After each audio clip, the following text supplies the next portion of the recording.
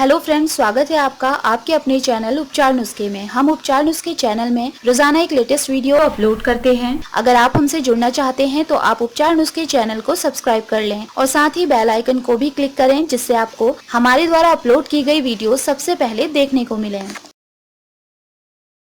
7 अक्टूबर 2021 नवरात्रि शुरू होने से पहले घर ले आएं ये 6 चीजें, नहीं होगी धन की कमी। अश्विन माह में आने वाली नवरात्रि शारदीय नवरात्रों के नाम से जानी जाती है। इस साल 7 अक्टूबर 2021 दिन गुरुवार से नवरात्रि प्रारंभ हो जाएंगे। शास्त्रों में इन नवरात्रों का विशेष महत्व है। नवरात्रि के दौरान माँ भगवती के 9 भिन्न भिन्न रूपों की पूजा की जाती है। मान्यता है कि यदि आप नवरात्रों के इन 9 दिनों में देवी माँ की आराधना सच्ची भक्ति और नियमों को ध्यान में रखकर करते हैं तो माँ लक्ष्मी आपके घर में विराजमान रहती है। वास्तु शास्त्र में कुछ ऐसी चीजें बताई गई हैं जिन्हें नवरात्रि पर घर लाना बहुत ही शुभ माना जाता है। इन चीजों को घर लाने से आपके और आपके घर पर माँ दुर्गा की कृपा हमेशा ही बनी रहती है। तो आइए जानते हैं वो कौन सी चीजें हैं जिन्हें नवरात्रि पर घर लाना शुभ फल देने वाला होता है। कमल का फूल। माँ लक्ष्मी जी कमल पर विराजमान रहती हैं और उन्हें कमल का फूल अति प्रिय है। मान्यता है कि नवरात्रि में कमल का फूल या कमल के फूल पर विराजमान माँ की प्रतिमा घर लाने से देवी लक्ष्मी प्रसन्न होती हैं। नवरात्रि के दौरान घर में कमल का फूल लाकर माँ को अर्पित करना बहुत ही शुभ माना जाता है। कहते हैं कि इससे व्यक्ति के धन धान्य में वृद्धि होती है। बड़ के पत्ते। हिंदू धर्म में आध्यात्मिक दृष्टि से बड़ के वृक्ष का बहुत अधिक महत्व बताया गया है। मान्यता है कि यदि आप नवरात्रि के पहले दिन या नवरात्रि के किसी भी दिन बड़ के पत्ते तोड़कर घर लाकर उस पर स्वास्तिक बनाकर पूजा स्थल पर रखते हैं और नवरात्रि में पूजा के समय देवी माँ को चढ़ाते हैं तो इस उपाय से आप पर देवी माँ की कृपा हमेशा बनी रहती है। लक्ष्मी गणेश का सिक्का। धार्मिक मान्यता अनुसार लक्ष्मी गणेश के बने सोने या चांदी के सिक्के बहुत ही शुभ माने जाते हैं। शास्त्रों के अनुसार यदि आप नवरात्रों में लक्ष्मी गणेश के सोने या चांदी के सिक्के खरीदकर घर लाकर पूजा स्थल पर स्थापित कर इनकी पूजा करते हैं तो इससे आपके घर परिवार से आर्थिक तंगी दूर होने लग और आपको माँ की विशेष कृपा प्राप्त होने लगती है।